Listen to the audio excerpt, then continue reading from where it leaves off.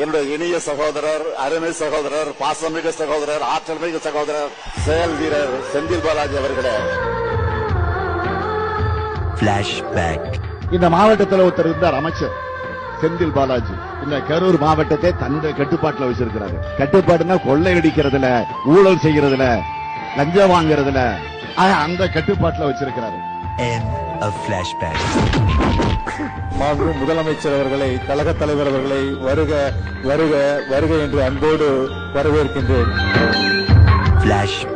தாங்கள் மட்டும் பிறக்கவில்லை என்றால் தமிழ்நாடு கொள்ளைக்காடாக, ஆம் கோபாலபுரத்து கொள்ளைக்காடாக ஆகியிருக்கும். உறுப்பினர் மு க ஸ்டாலினுக்கு தகுதி இருக்கிறதா என்று கேட்டால் லட்சத்தில் ஒரு பங்கு கூட தகுதி இல்லை. திராவிட சுடரே, உங்களின் வியூகம் என்னவென்று தெரியாமல் எதிரிகள் விழிபுதுங்கி இவனை பில்டப் பண்றான், இவன் பாட்டு அவனை பில்டப் பண்றான், என்ன